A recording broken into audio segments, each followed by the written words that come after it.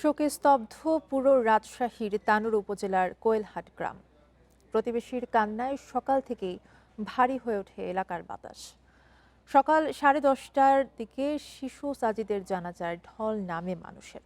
জানাজার শেষে তাকে পারিবারিক কবরস্থানে দাফন করা হয়েছে। এদিকে শিশু উদ্ধারে ফায়ার সার্ভিসের দক্ষতা নিয়ে প্রশ্ন তুলেছে স্থানীয়রা।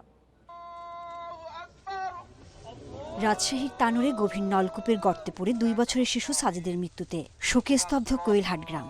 শুক্রবার সকাল 10:30টায় সাজিদের জানাজায় মানুষের ঢল নামে। কান্নায় ভেঙে পড়েন স্বজন ও প্রতিবেশীরা। শেষবারের মতো সাজিদকে দেখতে ভিড় করেন এলাকাবাসী। 45 ফিট গভীরে পড়ে যাওয়া শিশুকে উদ্ধারে ফায়ার সার্ভিসের দক্ষতা নিয়ে প্রশ্ন স্থানীয়দের। স্বজনরা বলছেন, আধুনিক যন্ত্রপাতি থাকলে শিশুটিকে জীবিত উদ্ধার করা যেত। এই বাচ্চাটাকে উত্তোলন করতে প্রায় 32 ঘন্টা লাগে গেছে, তাও জীবিত উদ্ধার করতে পারেনি।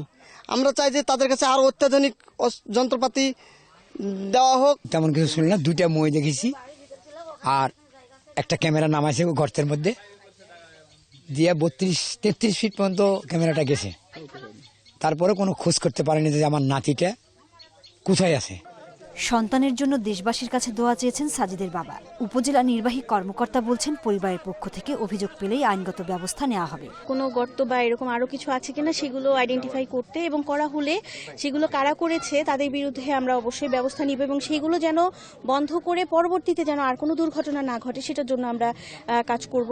যে শিশুটি ভিকটিম আর কি, তার পরিবার থেকে অভিযোগ করলে আমরা অবশ্যই সেটার মামলা নিয়ে আমরা সেভাবে পরবর্তী যে কার্যক্রম সেটা আমরা চালাবো। আমার একটাই চাওয়া, সবাই যাতে আমার ছেলের জন্য দোয়া করে ভাই, এতটুকু চাই, ইচ্ছা ছাড়া কিছু চাওয়ার নাই ভাই।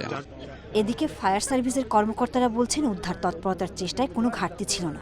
আমাদের যেই জনবল এবং আমাদের যেসব ইকুইপমেন্ট রয়েছে সেই ইকুইপমেন্টগুলো কিন্তু আপনার বুঝতে হবে যে আমাদের ফায়ার সার্ভিসের সক্ষমতার সাথে সামঞ্জস্যপূর্ণ ওইটাই রয়েছে।